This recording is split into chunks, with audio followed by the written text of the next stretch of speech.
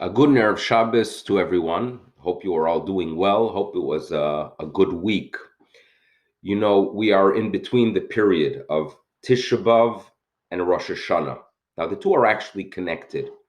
We have those seven haftoros, seven sections we read from the prophets, and we do it every single Shabbat, starting Tisha B'Av, and it leads us and brings us to Rosh Hashanah.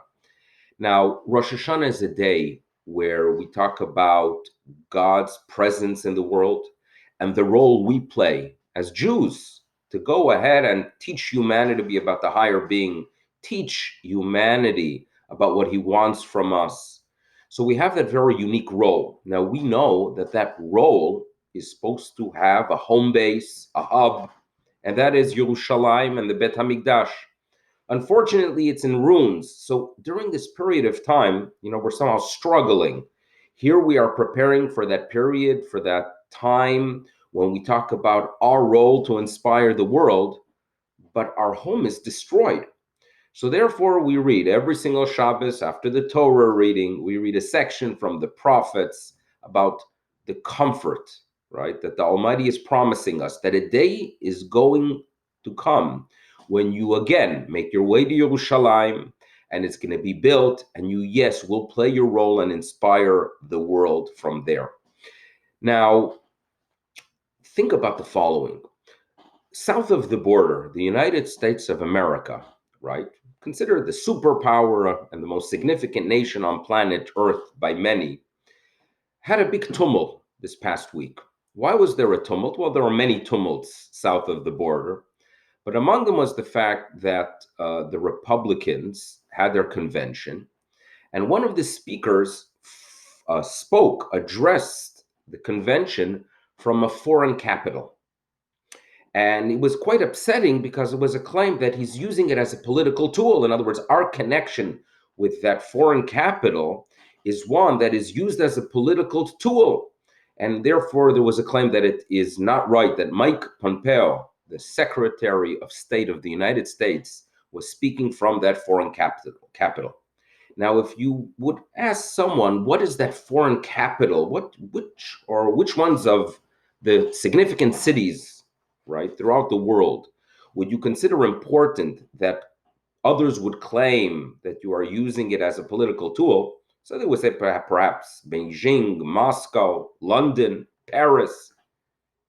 It was Yerushalayim. Now think about it. Think about it. Go back 200 years, right? Imagine Jerusalem 200 years ago. What was it, right? An insignificant city, right? Nothing there. A few poor people living there, perhaps. And here we have merited to see that the tumult, right, that is taking place is because Yerushalayim is being used as a political tool. In other words, by the Secretary of State addressing, right, the delegates from there, it indicates that we are important because we have done for Yerushalayim.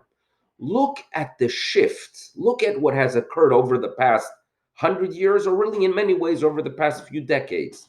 Look at this incredible gift, and then read the words of the Haftorah, where God tells the people of Israel, worry not, no longer will there be shame, right? Jerusalem will be something of pride, and we have merited to see pride based on Yerushalayim. That's how we have to look at the current events.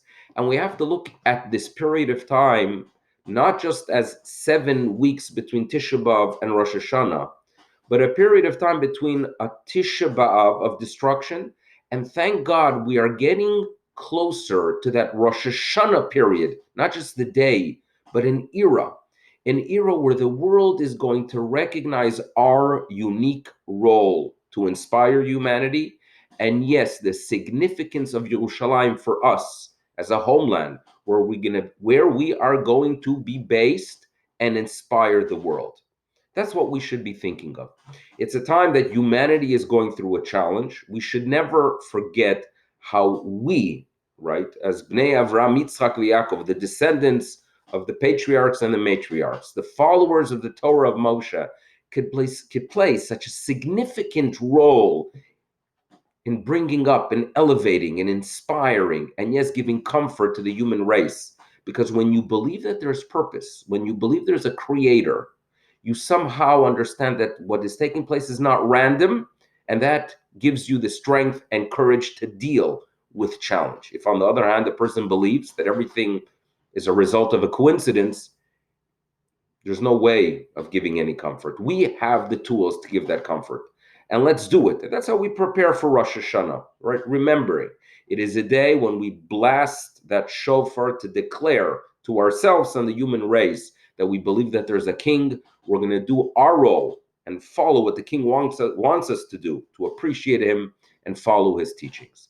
It should be a meaningful Shabbat to all. All the best. Shabbat Shalom.